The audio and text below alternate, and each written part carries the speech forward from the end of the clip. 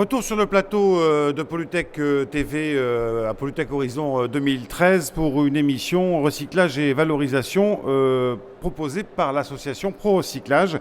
Vous le savez peut-être, l'Union européenne a renforcé la responsabilité des producteurs du secteur automobile en imposant que l'ensemble des acteurs de la filière s'organisent pour atteindre un taux de valorisation en masse recyclée ou incinérée des véhicules, un taux de 95% en 2015. Alors au-delà du contexte réglementaire, de grands acteurs comme Renault par exemple se sont positionnés, mais Renault n'est pas seul. La SNCF se trouve confrontée au même problème pour ses voitures voyageurs, mais aussi pour les vêtements de ses agents.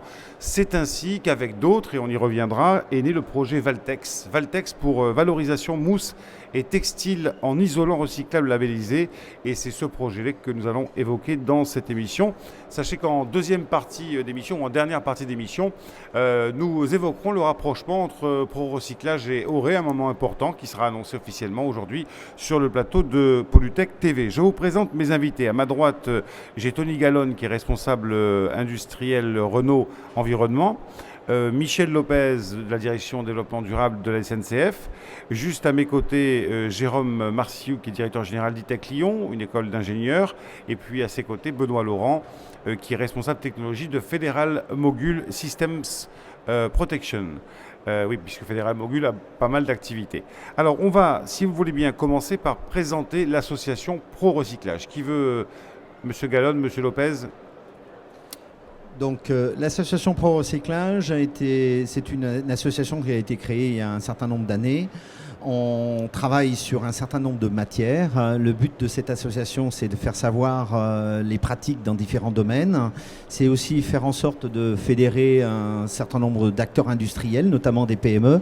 Et aujourd'hui, faire savoir que les avancées, les développements peuvent intéresser un large public.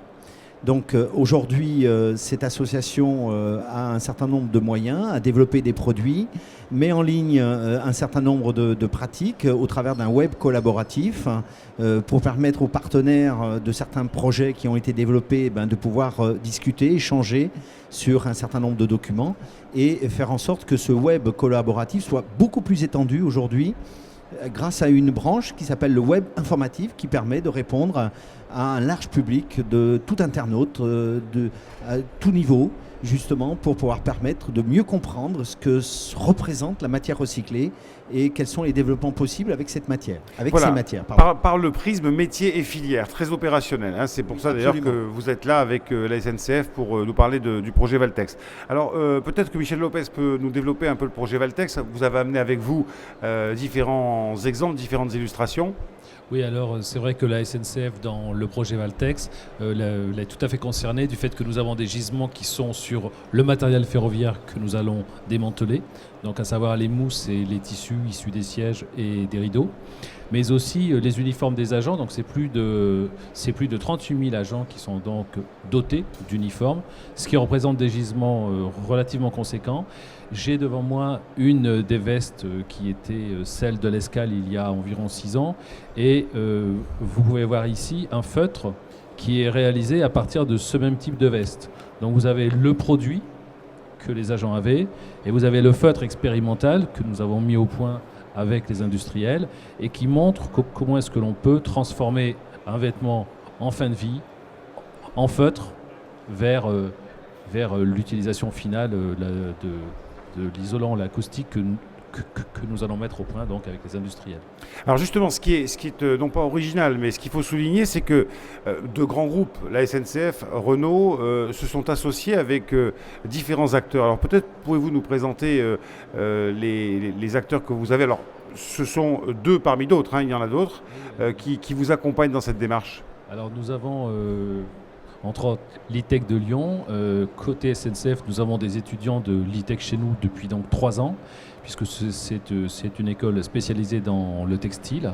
Et puis nous avons la Federal Mogul, qui est donc l'industriel, qui est déjà bien sur ce secteur des isolants, mais je crois qu'ils vont pouvoir nous en dire un petit peu plus eux-mêmes. Oui, on va commencer peut-être par l'IDEC, École d'ingénieurs, donc pour essayer de comprendre la valeur ajoutée que vous apportez à ce projet. Évidemment, il y a des produits, des véhicules hors d'usage, des produits textiles qui viennent des agents SNCF. Vous, vos ingénieurs, ceux que vous formez, sont spécialisés effectivement dans le textile. Qu'est-ce que vous avez apporté à ce projet en termes, j'imagine, d'ingénierie Là, on est au cœur de l'économie circulaire, donc il ne s'agit pas de dire on va recycler pour recycler, il faut recycler pour réutiliser. Hein. Alors, premier point, nous sommes une école textile, mais pas seulement. Donc, nous avons aussi des ingénieurs en plastique, en cuir, composite, en formulation, c'est-à-dire les peintures ou autres. Et le point commun à tous ces secteurs, c'est que se pose le problème du recyclage.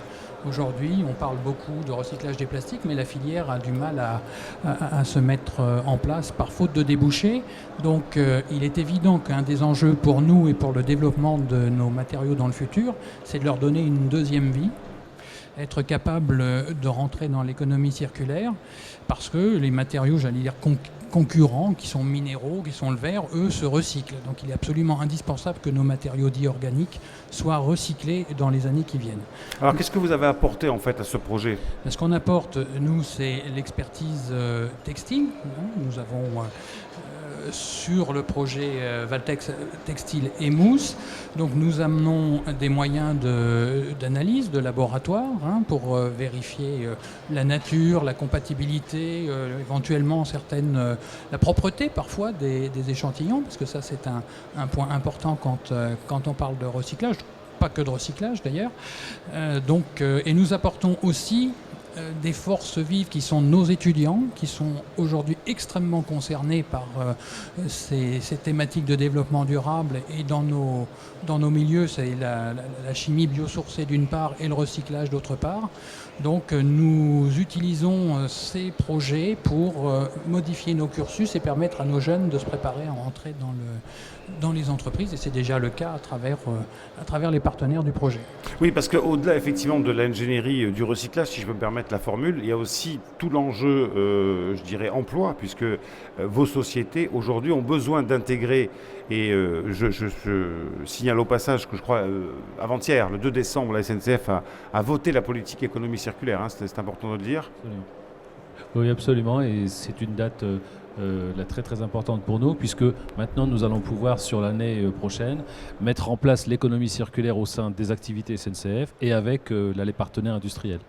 Oui, ce qui veut dire donc que vous aurez besoin de ressources au sein de la SNCF, et ces ressources, elles se trouvent notamment dans des écoles comme Comitec. Notamment. Je voudrais que M. Laurent me reprécise un petit peu le rôle de Fédéral Mogul System Protection. Fédéral Mogul, c'est un équipementier automobile. Donc, à ce titre, au sein du projet, on est un fournisseur de produits pour les industries automobiles, potentiellement l'industrie ferroviaire. Nous sommes le transformateur de la matière recyclée pour en faire un nouveau produit. Et notre contribution dans le projet vise à définir donc cette partie du processus avec un focus sur quelques aspects très importants qui sont de s'assurer premièrement que la matière recyclée soit traitée de façon à garantir l'innocuité de cette matière. Quand on parle de matière recyclée, il y a tout de suite suspicion, comme quand on parle de matière naturellement sourcée. Donc ça, c'est un des aspects importants du projet qui génère des activités techniques conséquentes, mais qui ne nous exonère pas de la nécessité d'être innovant sur le produit. Ce que Renault nous rappelle régulièrement. Donc il y a deux aspects particulièrement consommateurs de ressources, qui sont la partie matière première et puis le développement produit. Alors vous disiez, vous êtes équipementier pour l'automobile. Quels sont les produits que vous proposez à l'industrie automobile ? Alors le groupe Fédéral Mogul est assez diversifié, comme vous le disiez. La division Powertrain aujourd'hui fournit des pièces moteurs thermiques principalement. On parle de pistons, de joints de culasse, de paliers, etc. Notre groupe produit spécialisé dans les textiles à vocation technique. Nous sommes des spécialistes de la transformation de la fibre et du filament. Et c'est ce groupe produit qui est impliqué dans Valtex.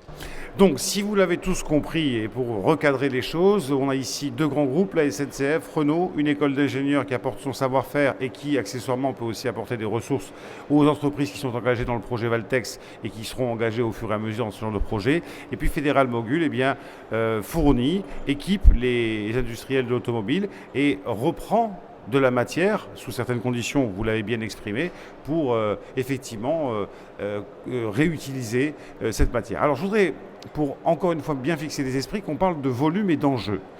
Quand on parle de la SNCF, c'est énormément de salariés, de machines, de convois, etc.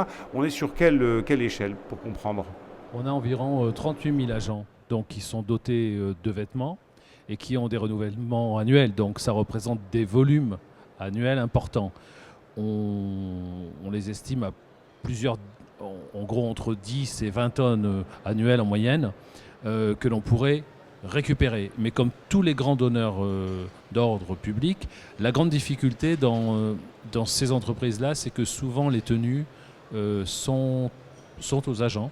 Et donc il faut préparer les esprits à ce que les tenues reviennent dans les entreprises à des fins soit humanitaires ou soit à des fins industrielles. Donc ce que je voudrais aussi signaler, c'est que nous avons au sein du démantèlement des véhicules des gisements qui sont très ciblés de mousse et de housse aussi, de rideaux comme ceci, dont nous pouvons faire aussi du fil parce que au-delà de ce projet Valtex. On va voir ça dans le détail juste après. Voilà. Alors, ce que je voudrais aussi citer, c'est que il y a l'entreprise La Roche qui est un des grands fabricants français de machines qui permet de faire de l'effilochage, et il faut les citer parce que c'est un grand leader européen et ils sont très très actifs dans ce projet puisque c'est eux qui vont faire ce type de nappe.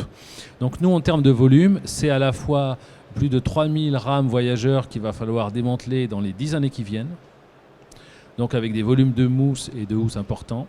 Mais je crois que le volume le plus fort sera celui des vêtements professionnels. Pour Renault, quels sont les volumes et quels sont les enjeux? Alors, je pense qu'il est très important actuellement de rappeler un petit peu la genèse du projet.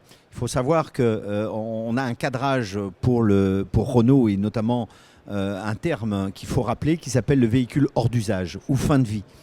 Le volume... Pour lequel il existe, on le rappelle, une REP, une responsabilité élargie du producteur qui fait que les VHU, Oui. Les véhicules hors d'usage, doivent être, leur fin de vie doivent être prises en compte et financées par le producteur. Absolument, absolument. Aujourd'hui, il faut savoir que l'échéance est proche. 1er janvier 2015. 2015, il faut qu'on apporte des solutions viables pour pouvoir recycler 85% de la masse d'un véhicule en termes de matière et pièces de réemploi. 95%, c'est 10% supplémentaires qui vont permettre de pouvoir faire de la valorisation énergétique. 85 plus 10, 95%. 95%, 1er janvier 2015. Donc, très rapidement, on s'est retrouvé avec la SNCF puisqu'on avait les mêmes problèmes. Les mêmes problèmes parce qu'une voiture, qu'elle soit SNCF ou qu'elle soit véhicule automobile, c'est composé d'un ensemble de matières. Une matière qu'on ne savait pas traiter ou qu'on n'avait pas suffisamment développée pour pouvoir essayer d'envisager un recyclage, c'était cette masse qui représentait les mousses et textiles.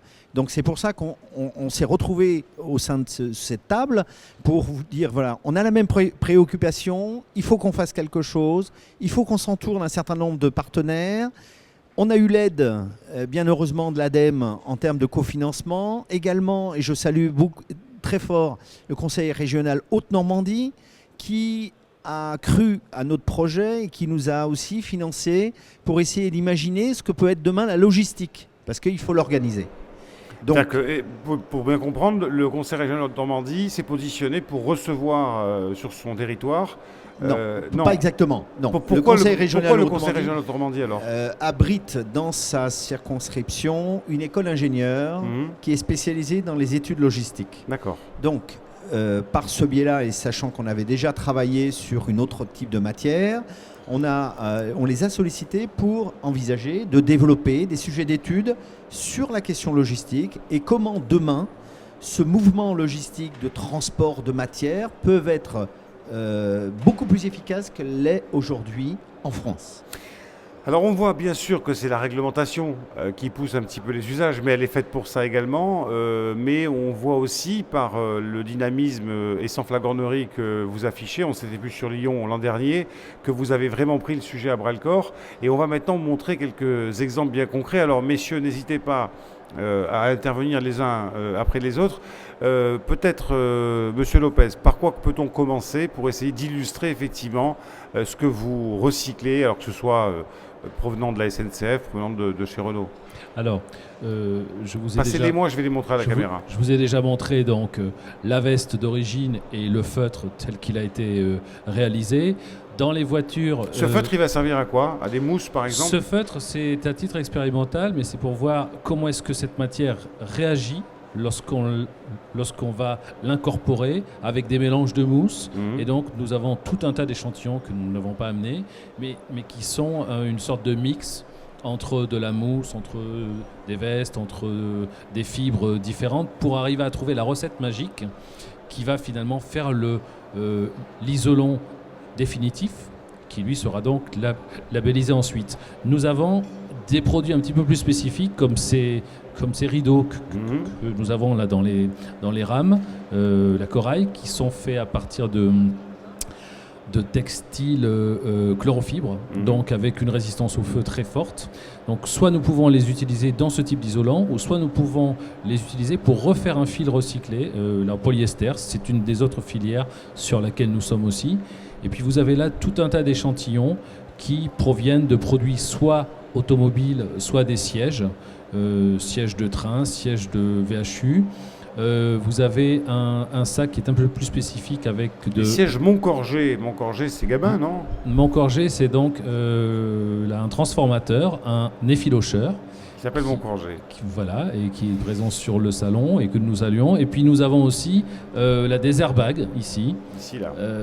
Les airbags que l'on peut retrouver ici aussi, là, sous cette forme-là. Donc ça nous montre qu'il y a énormément d'éléments, que ce soit dans les voitures ou dans les trains, dont les matières ne sont pas aujourd'hui clairement valorisées et que nous pouvons valoriser, alors soit dans le projet Valtex, ou soit on pourra très bien se rendre compte qu'elles ne sont pas à mettre dans cet isolant, mais elles serviront dans d'autres filières que l'on est en train d'imaginer aussi en même temps.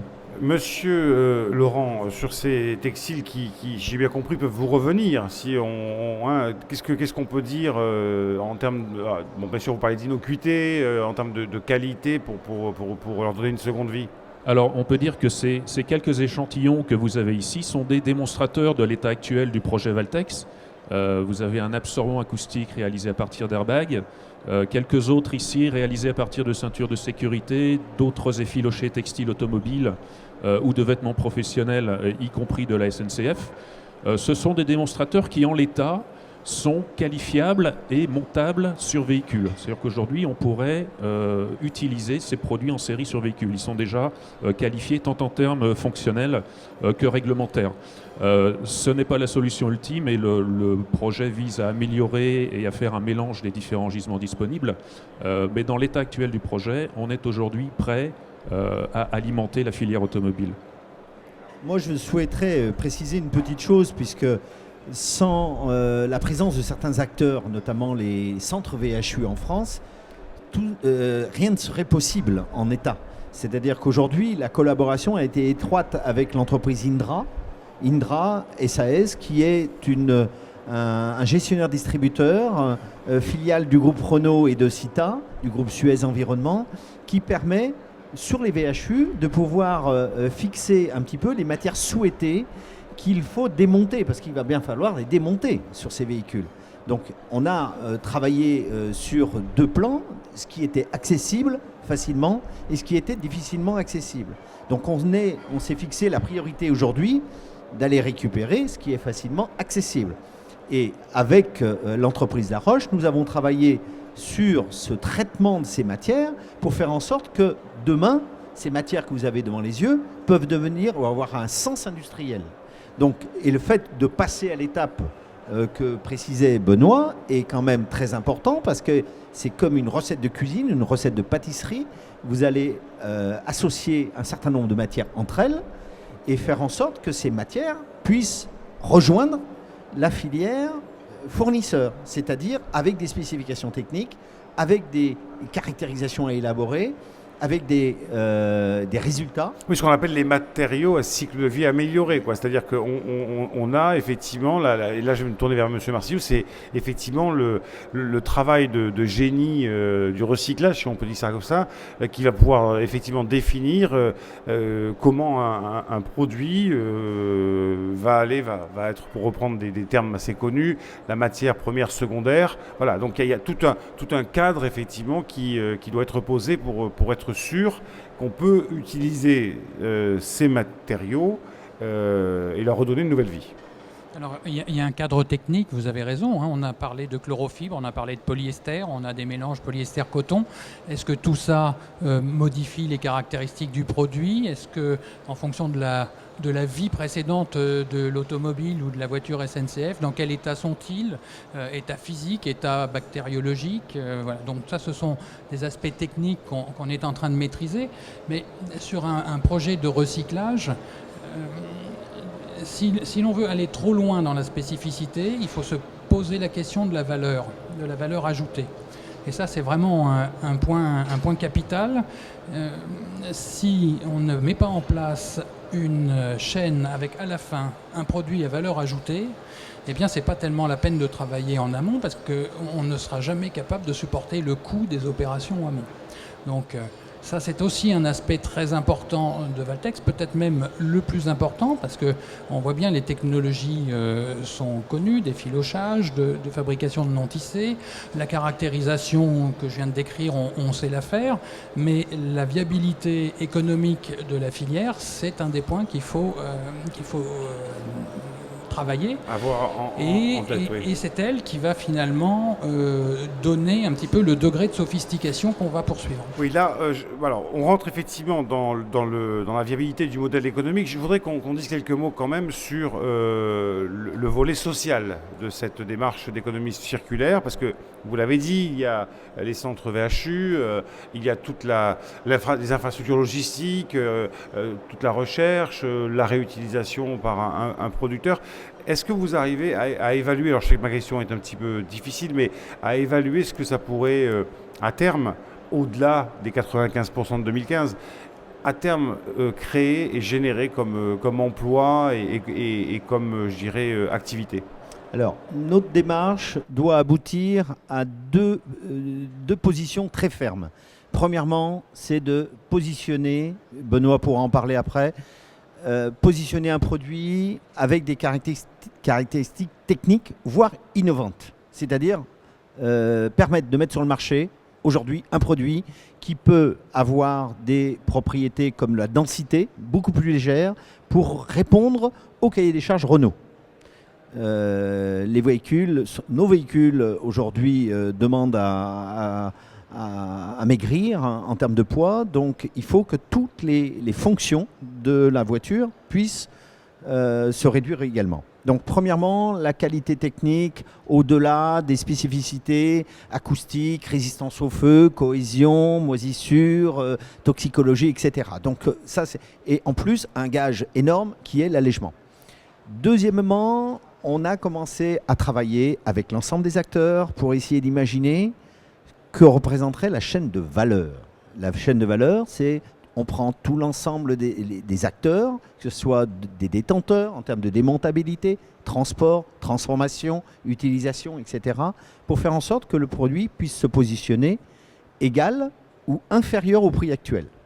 Donc c'est un gage, il y a un challenge énorme sur le sujet, parce que faire de l'économie circulaire sans parler de compétitivité, c'est pas la peine. Donc, et on espère véritablement, puisqu'on le développe en parallèle sur d'autres applications, où on imagine la réutilisation plus large, puisqu'on a commencé à coopérer avec des groupes industriels, faire en sorte que justement demain les gisements peuvent être plus importants et on pourrait attaquer de façon très simplistes, mais des applications comme dans l'ameublement ou dans le transport urbain, ou voire à la limite utiliser des fibres dans les installations industrielles ou les techniques routières, etc. Donc ça peut être effectivement quelque chose qui peut être générateur d'emplois à terme en France, où malheureusement il y a très peu d'industriels qui traitent le problème. Vous en avez dit un mot, l'éco-conception. Je vais demander à M. Lopez de m'en parler. Forcément, quand on rentre dans une démarche d'économie circulaire, de revalorisation d'anciens matériaux et produits, on réfléchit aussi à l'éco-conception. Par exemple, à la SNCF, quelle est la réflexion qui est menée sur l'éco-conception, que ce soit sur les vêtements textiles ou sur la fabrication des rames? Oui, alors elle s'opère au niveau du centre d'ingénierie du matériel qui est basé au Mans, où là, les ingénieurs travaillent avec les constructeurs, Alstom, Bombardier et les autres, pour justement répondre au même objectif, avoir des trains plus légers, avoir des trains qui freinent mieux, mais qui dégagent moins de matière. Donc, d'une part, c'est le travail en amont sur les rames, mais on peut très bien imaginer aussi que cet isolant se retrouve un jour dans des rames SNCF, puisqu'il aura des caractéristiques suffisantes et qui seront validées. Donc à la fois sur les rames et aussi sur certains produits comme la lait tenue, c'est bien beau de les recycler, mais si on les crée avec des tas de fermetures éclairs, des tas de scratch et des tas d'objets qui vont être difficiles ensuite lors du démantèlement du vêtement, c'est autant de coûts qui vont s'additionner. Donc même dans l'appel d'offres que nous avons là, en ce moment sur les nouvelles tenues qui devraient arriver dans un an, il a été clairement spécifié à la fois le choix des matières, la manière dont ça va être produit, donc avec toutes des notions d'éthique, d'achat responsable, durable, et faire en sorte aussi que le recyclage des tenues soit aussi envisagé dès l'achat. Et ce que je voulais dire, c'est qu'en termes d'économie sociale et solidaire, nous sommes très très engagés là, au niveau SNCF dans ce domaine-là, d'une part en tant qu'entreprise publique, et puis aussi parce que toutes ces activités de recyclage font qu'à un moment donné, il faut trier. Et le tri, c'est quand même l'étape essentielle où l'économie sociale et solidaire intervient le mieux, puisque c'est là où il faut faire des tris de plus en plus fins pour séparer les matières, pour que dans la chaîne de production, il n'y ait que les bons ingrédients qui soient mis en place. Alors la REP VHU, c'est une transposition réglementaire européenne, d'une directive européenne. Est-ce qu'on a quelques idées sur ce que font nos voisins européens sur la même thématique? Et est-ce que, pardonnez-moi, et en corollaire, est-ce qu'effectivement on peut imaginer une association qui serait un peu européenne où il y aurait des bonnes pratiques et des échanges qui se feraient? Bien, écoutez, sur le sujet, on a initié chez Renault un programme européen qui s'appelle ICAR 95, Innovative Car Recycling 95%. On a eu le soutien de la communauté européenne et le but, c'est de favoriser et développer les filières de recyclage et d'envisager comment on peut extrapoler demain dans d'autres pays où nous sommes présents ou à la limite faire en sorte que le savoir et les bonnes pratiques puissent être, on va dire, extrapolés dans d'autres régions. Donc aujourd'hui, on sait véritablement, notamment en Allemagne, en Espagne et en Italie, beaucoup de choses sont faites sur ce type de matière.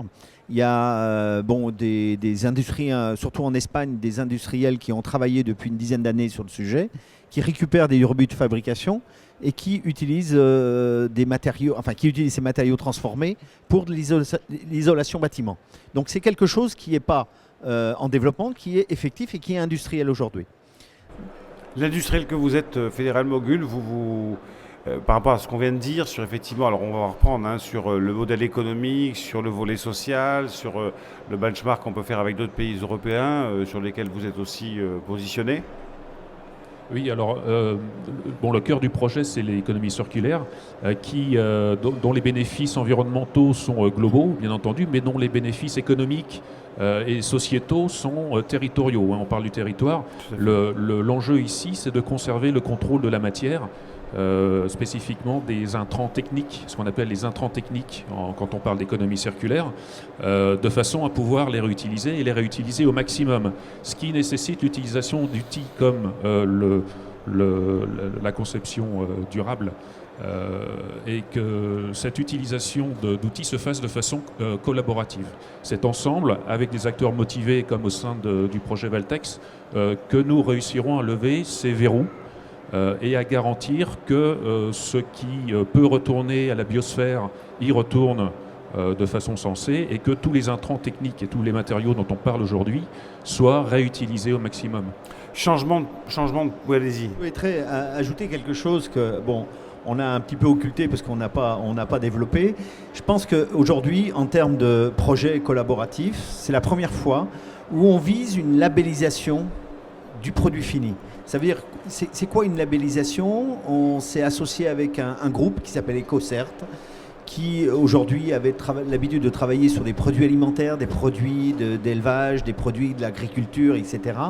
Et on a positionné un cahier des charges avec l'entreprise EcoCert pour viser à terme, quand le produit sera réalisé, une évaluation de toutes les étapes qui permettent de pouvoir garantir que le produit est effectivement quelque chose qui peut avoir une empreinte écologique respectable et respectée. Donc tout le processus va être lisible et auditable et qui va permettre de pouvoir labelliser et affecter justement le produit d'une marque EcoCert pour permettre de pouvoir faire une certaine reconnaissance de ce produit en termes de recycler, mais recycler dans un contexte et un processus industriel viable. J'aimerais aller un tout petit peu plus loin, mais le temps nous manque. Mais Valtex s'inscrit dans la continuité du projet Valvert, de valorisation du verre. Dans vos véhicules, il y a du verre, il y a des plastiques, il y a des mousses, il y a du textile, il y a de l'électronique aussi. Est-ce que on peut imaginer que à court ou moyen terme, là aussi, vous vous lanciez dans une démarche pour récupérer les composants électroniques, et Dieu sait s'il y en a aujourd'hui dans les voitures? Aujourd'hui, au niveau des voitures, il y a déjà des choses qui existent.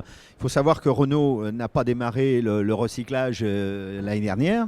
Depuis 1993, on a mis en place un certain nombre de choses, notamment nous sommes le premier constructeur qui avoir recyclé des plastiques, notamment des polypropylènes, au sein des premières Twingo en 1993.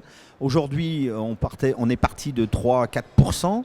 Aujourd'hui, l'objectif est de rentrer sur la matière polymère, et notamment polypropylène, arriver à 20% de la masse du véhicule. Donc introduire 20% de la masse totale du véhicule en matière recyclée polypropylène. Donc ça veut dire que quelque part, on travaille aujourd'hui sur 9 matières différentes pour faire en sorte que des matières fin de vie puissent retrouver le chemin pour la fabrication de véhicules neufs. Et c'est pour ça que le programme ICAR 95 s'articule et a été mis en place justement pour favoriser d'une part le commerce de la pièce de réemploi, mais également la recyclabilité matière pour des véhicules neufs. Alors, vous vouliez rajouter quelque chose, M. Lopez?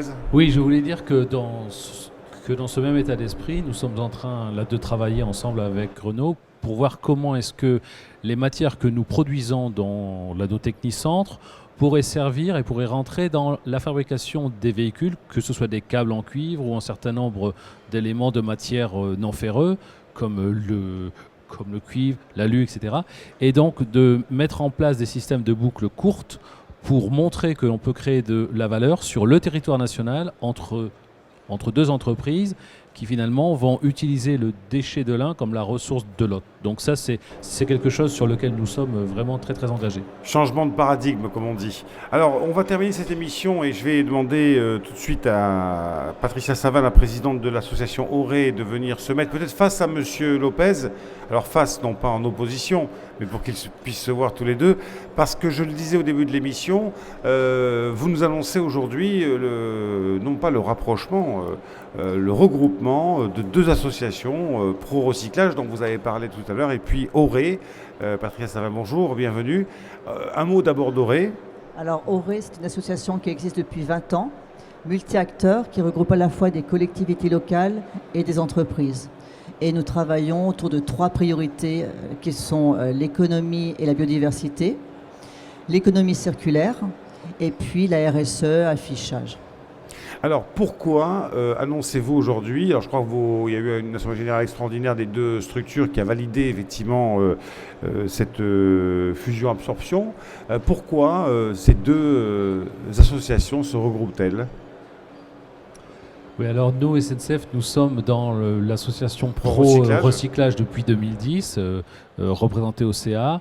Et c'est vrai que par la création des clubs métiers comme le club métier vert, le club métier sur les mousses et les textiles, nous nous sommes rendus compte que nous étions très la complémentaire de la structure Auray, qui elle est plutôt dans la création d'études très très opérationnelles aussi, et que donc il était intéressant que nous fusionnions pour disposer de l'ensemble, c'est-à-dire à la fois de la vision études et de l'ouverture vers les industriels et vers les collectivités, et de cette vision très très opérationnelle projet, qui est quelque part une sorte de boîte à outils, et que nous pourrions amener. Donc, ça fait à peu près 2 ans que les discussions sont en cours entre ProRecyclage et puis Auray, pour savoir de quelle manière nous allions pouvoir collaborer ensemble.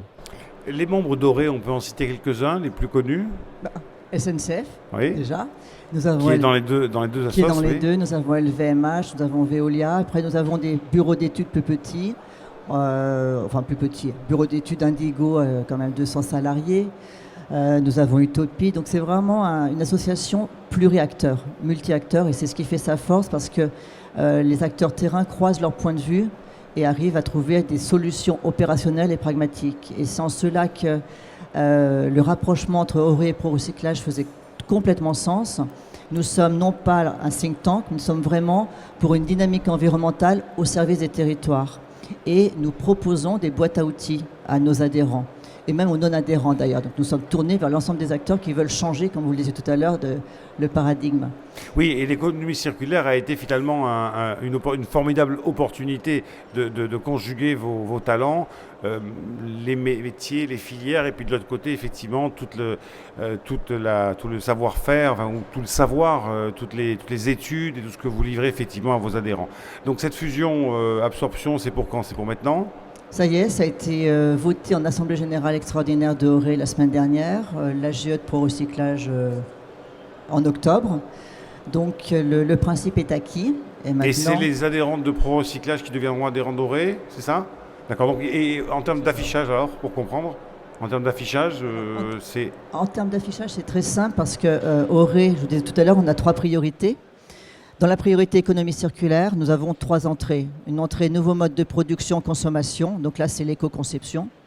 Une entrée territoire, c'est l'écologie industrielle territoriale sur laquelle nous travaillons depuis plus d'une dizaine d'années. Et puis une entrée valorisation-recyclage. Et c'est là où la boîte à outils ProRecyclage trouve toute sa force et toute sa puissance. Donc bien évidemment, la marque, je dirais, l'acquis et tout le travail formidable qui a été réalisé depuis toutes ces années par ProRecyclage va être, et c'est notre souhait, va être amplifié, pérennisé par déjà nos adhérents et tous ceux qui voudront aller dans cette approche. Merci à tous d'être venus sur ce plateau donc pour nous parler du projet Valtex qui va prendre son envol petit à petit. Là, on a déjà des illustrations très concrètes, mais on vous retrouvera peut-être sur un autre plateau de Polytech TV pour faire le point, pourquoi pas l'an prochain à Lyon. Merci à vous, Patricia Savin, d'être venu. On va se quitter quelques instants pour retrouver une nouvelle émission sur la chaîne TV de Polytech Horizon. Merci beaucoup de votre attention et vous de votre participation. À tout à l'heure.